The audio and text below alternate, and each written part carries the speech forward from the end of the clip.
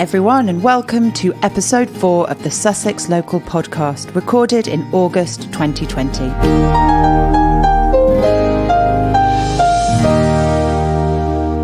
In this episode, we tell a story of feasting, hunting, hanging and dancing, plus a 48-yard garden table. What could it all mean? Stick around to find out in our Sussex History slot. And don't speak too soon, but it looks like the sun's out this summer. Great stuff, as long as you don't get sunburn. Nick Coysh, our resident health guru, talks us through staying safe whilst having our fun in the sun. And do you love comedy as much as I do? This episode's competition prize is a chance to win tickets to the hilarious improvisation comedy, which is TV's The Noise Next Door in November. This is all lovingly wrapped around our succulent Sussex Snippets, news from across the counties you might not have heard elsewhere. So, let's get stuck in.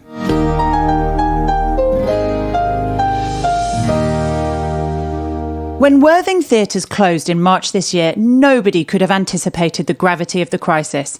Worthing Theatres and Museum CEO Amanda O'Reilly has confirmed plans for a phased reopening of Worthing Theatre venues from Saturday the 8th of August. First to open is the Permanent Collections in Worthing Museum, closely followed by a screen arts programme at the Connaught Theatre, and later in the year, comedy nights at the Pavilion Theatre. Sussex Wildlife Trust is delighted to have been awarded a grant by the National Lottery Heritage Fund for their Wild Coast Sussex project, thanks to money raised by National Lottery players. Project activities will include a wild beach education programme for children, citizen science surveys, projects with young adults, beach cleans and recycling of marine litter, including end-of-life fishing gear and ghost gear removed from the sea. To get involved, visit sussexwildlifetrust.org.uk. A multi-million-pound project to radically improve health services for tens of thousands of Worthing residents has taken a big step forward. After months of detailed work behind the scenes, Worthing Borough Council has formally submitted a planning application to create a health hub on the Civic Centre car park in Stoke Abbott Road. Have you been enjoying visits to the beach this summer? Bathing waters at all 3 EU-designated bathing beaches within the Chichester district have been classified as excellent, the highest classification possible. Recent results show bathing waters at Bracklesham Bay, West Wittering and Selsey meet the Bathing Water Directive's strict water quality standards based on bacteria levels, placing them amongst the best beaches in the country for water quality.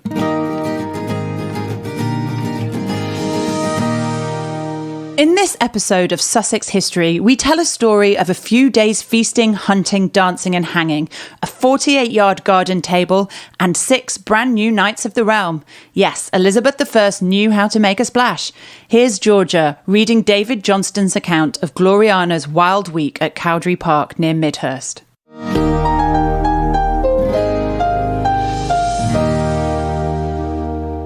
The Queen Elizabeth Oak Tree. From Elizabeth I Visits Cowdray by David Johnston. In 1591, Queen Elizabeth, in one of her progresses, stayed at Cowdray. In an old pamphlet, printed by Thomas Scarlett and sold by William Wright, dwelling in Paul's Churchyard, near to the French school, the honourable entertainment given to Her Majesty by the Lord Montacute is fully described.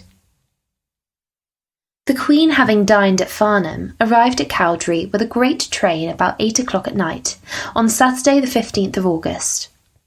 Upon Her Majesty coming in sight, loud music sounded, which at her entrance on the bridge suddenly ceased. Then was a speech delivered by a personage in armour, standing between 2 porters carved out of wood, he resembling the third, holding his club in one hand and a golden key in the other. The speech was full of flattery of the Virgin Queen, and at its conclusion, the Queen accepted the key, saying she would swear us to the fidelity of the Master, and having alighted, she embraced the Lady Montague, and the Lady Dormer, her daughter. That night, the Queen took her rest in the velvet bedchamber. Next day, being Sunday, Her Majesty was most royally feasted, 3 oxen and 140 geese forming part of the breakfast. On Monday morning, about 8 o'clock, the Queen with all her train rode into the park. Here a nymph emerged from a delicate bower. and singing a sweet song accompanied by music, presented the Queen with a crossbow. With this, she killed 3 or 4 deer, some 30 of them having been previously enclosed in a paddock for the occasion. The Countess of Kildare, the only lady of her train who ventured to shoot with Her Majesty, having brought down one of the deer, thereby incurred her royal mistress's displeasure, and it is said she did not afterwards dine at the royal table. In the evening of the same day, about 6 o'clock, 16 bucks pulled down by greyhounds on the lawn, all of them having fair law. On Tuesday, the Queen was feasted at Easebourne Priory, and after dinner visited the walks. Here she was met by a man in the habit of a pilgrim, his coat and hat being of russet velvet, with scallop shells formed of cloth of silver, who, having delivered himself of the flattery Her Majesty loved, conducted her to an oak whereon Her Majesty's arms, and all of the arms of the noblemen of the shire, were hanged in escutcheons, guarded by a wild man clad in ivy, who, in his turn, delivered a speech. This being ended, a bugle sounded, and there was a cry of hounds, and, 3 bucks having been pulled down, they returned to Cowdray to supper. On the Wednesday, the Queen visited the close walks, and after hearing most exquisite music was brought to a fish pond, where she was treated to still more flattery in the form of a dialogue between an angler and a netter. After this, the Queen was sumptuously feasted in the walks, and in the evening again witnessed bucks pulled down on the lawn. On Thursday, a table 48 yards long was spread in the private garden. Here, the Queen with all her attendants sat down to dinner. In the evening, the country people were allowed to present themselves before the Queen, and danced with tabor and pipe before her, the Lord Montague and his lady joining them. The next morning, Friday, she departed towards Chichester. Before mounting, she conferred the honour of knighthood upon 6 gentlemen: Sir George Brown, Lord Montague's second son, Sir Robert Dormer, his son-in-law, Sir Henry Goring, Sir Henry Glenham, Sir Nicholas Parker, and Sir John Carroll. Guy Fawkes was a member of the Montague household, about 1592 and the following years. When the gunpowder plot was discovered in 1604, this and other suspicious circumstances caused the second Lord Montague to be brought before the Star Chamber, by which he was fined £4,000 and sentenced to imprisonment during the King's pleasure.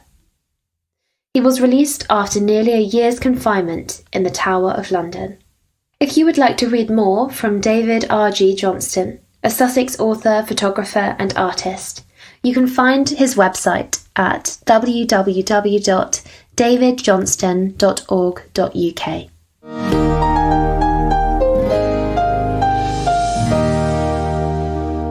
In the summer of 2020, as the lockdown eased, a local Sussex community was surveyed to find out if they wanted to go back to the old normal or whether they wanted a different future, a more sustainable and climate-friendly one for Steyning, Bramber and Upper Beeding. Over 450 people completed the survey across all age groups. Some of the goals, as part of an emerging vision for a more sustainable community by the year 2030, included a big shift to electric cars, producing clean, renewable energy at scale locally, and zero-carbon buildings and retrofitting.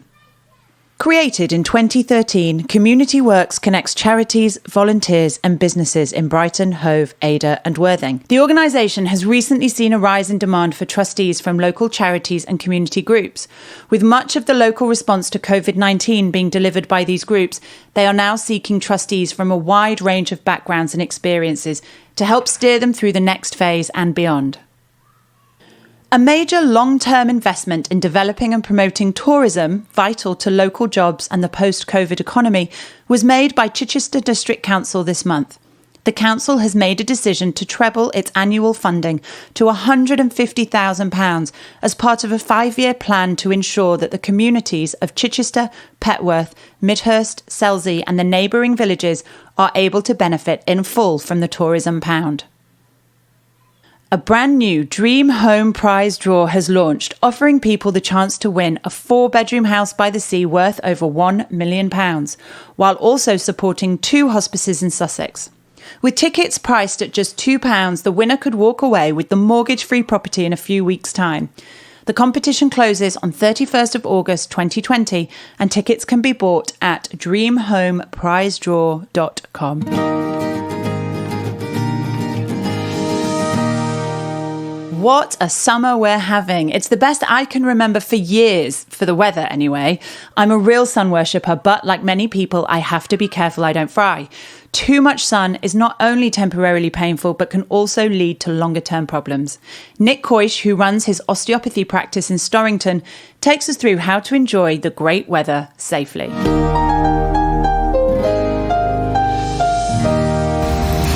So on to sun safety tips now.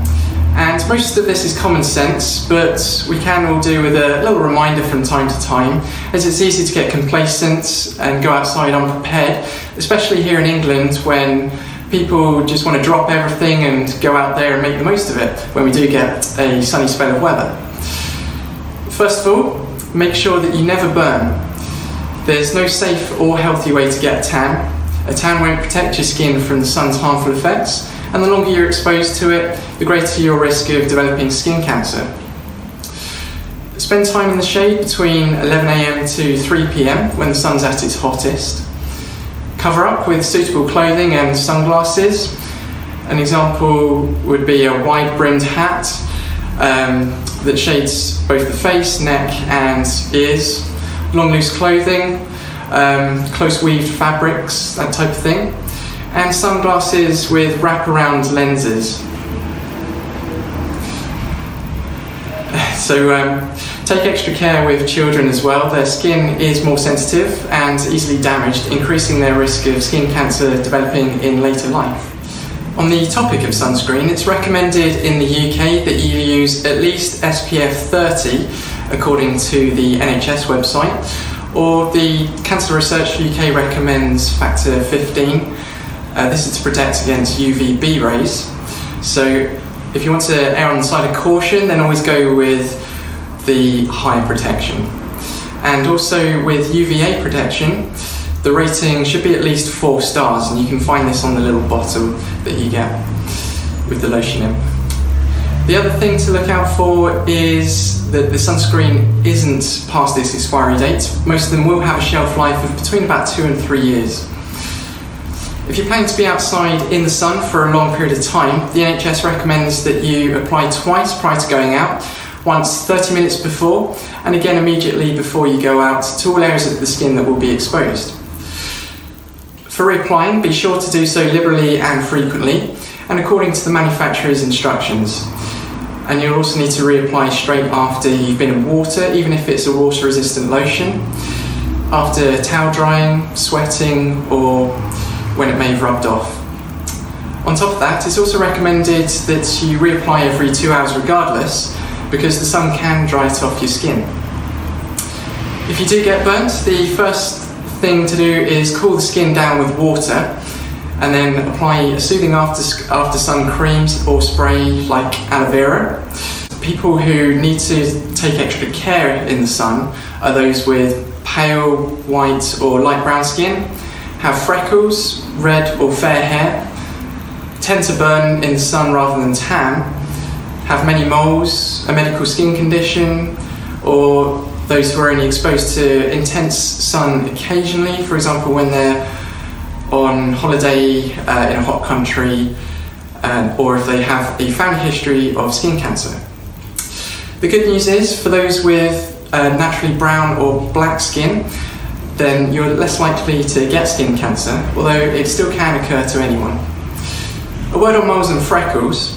If you do have lots of them, then your risk of getting skin cancer is higher than average, so be sure to take extra care. Keep an eye on your skin for things like new moles or existing ones that may change in size, shape or colour, and report these to your doctor as soon as possible, as skin cancer is much easier to treat if it's found early. And finally, regarding sunbeds, the British Association of Dermatologists advises people not to use them or sun lamps because they can actually be more dangerous for you than natural sunlight, as they have high concentrated source of UV radiation. The associated health risks to using these are skin cancer, premature skin aging, sunburned skin, and eye irritation. So there we have it. Hopefully this hasn't completely put you off having fun in the sun. Remember though, as long as you do prepare well for your outdoors adventures and apply the necessary protective measures, then a good time can still be had by all. On that note, enjoy the warm sunny weather, and I'll see you next time. Bye-bye. Thanks, Nick. More details of Nick's services can be found on his website, nicholascoish-osteopath.co.uk, or give him a call on 07817 934 270.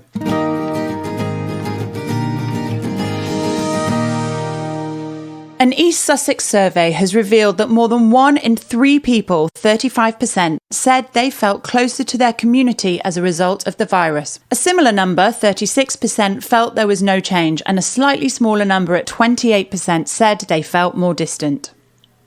Despite COVID-19 leading to the postponement and cancellation of many events, the Chestnut Tree House Littlehampton 10K is back with an exciting twist on Sunday, the 6th of September.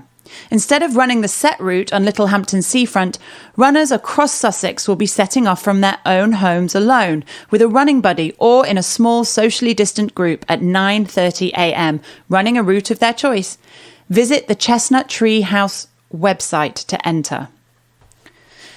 The organisers of the Coro Nuovo Sussex Young Musician of the Year competition are delighted to announce that internationally renowned and Olivier Award-winning conductor Mark Wigglesworth has been confirmed as the second judge of the 2020 competition.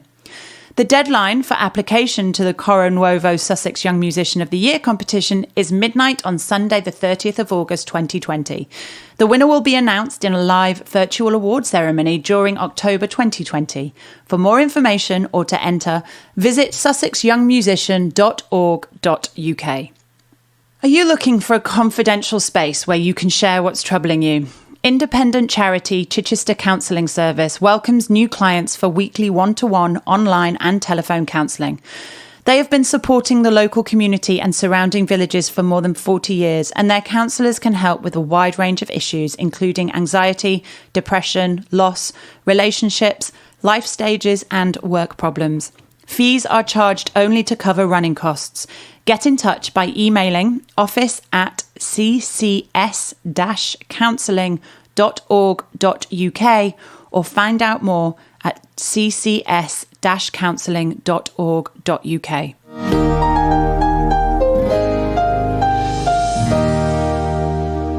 Ready to banish the 2020 blues and laugh your socks off? Then pay attention to this episode's competition, which I know you're going to love if you're a fan of improv comedy. Here's Sussex local editor Chris with all the details.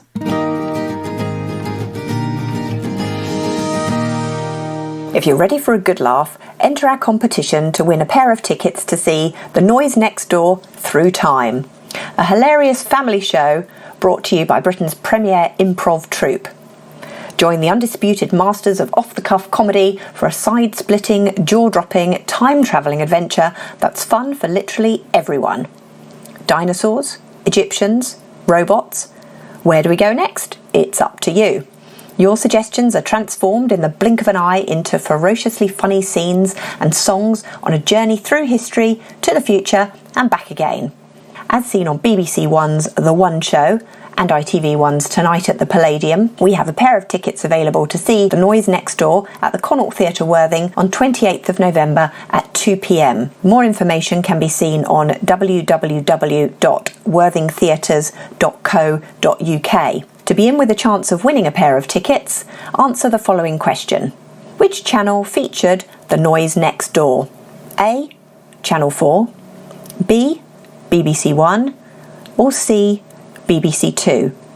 You can enter online at sussexlocal.net/features/competitions, or you can send your answer and full contact details to us. The address is The Noise Next Door Competition, PO Box 2237, Pulborough, RH20 9AH.